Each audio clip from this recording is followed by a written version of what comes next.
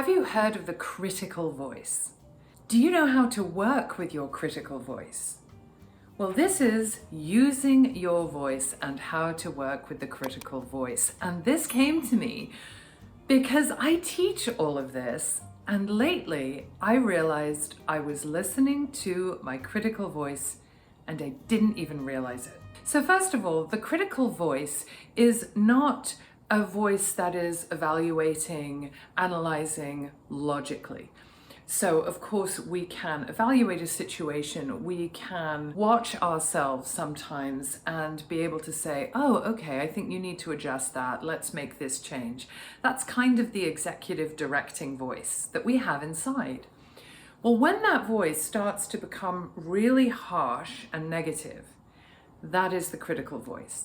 And what's fascinating to me is I can be a voice coach who helps others work with the critical voice, and there are still places in my own psyche where that voice is hidden and I don't even realize that it's working on me. Let me give you an example. I'm creating this new online program, and the first part deals with, guess what? The critical voice. And so I'm getting really into this and I'm thinking, oh yeah, this is what the critical voice does and this is how you work with it.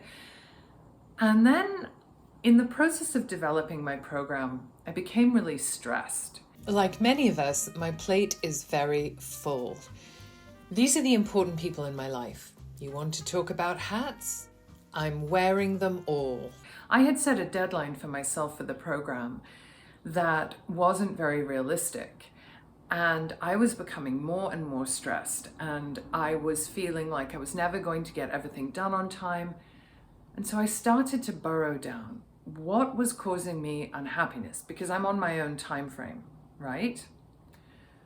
Well, what was really causing me unhappiness was my own inner critic, and I didn't even realize it. So the inner critic was saying, you're responsible for everything. You have to get this right. Keep going, come on, meet your deadlines. And of course, we need to meet our deadlines. But when I had set my deadline, I hadn't taken compassionately into account my own situation. And what I have discovered in recent years is that when I'm suffering, it's often that I am feeling hyper responsible for something and telling myself that I'm not living up to those responsibilities. So then I have to zoom back out and take a bird's eye view. And when I take a bird's eye view, sometimes you have to pretend that it is not even your life you're looking at. You have to say, okay, I'm taking a bird's eye view. What if I was talking to someone else? What if this was someone else's life I was looking at?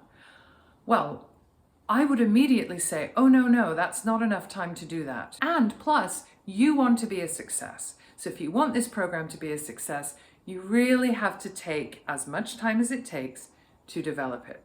Now, what I've got in the program so far is looking really good. And so then I have to take a moment and say, look, you've started with this beautiful foundation. You don't actually have that much more to go, but you want it to be really excellent. So you're going to take the time to develop it. And that means taking the time to do whatever you need to do to not be so highly stressed. In the program, I look at asking help from colleagues and how this can really help you when you show up for presentation, when you're running meetings. How can we ahead of time get the support we need? Well, I have to shine that light back on myself and tell myself, you need more support. You can't do it all alone. You cannot be Atlas with the world on your shoulders.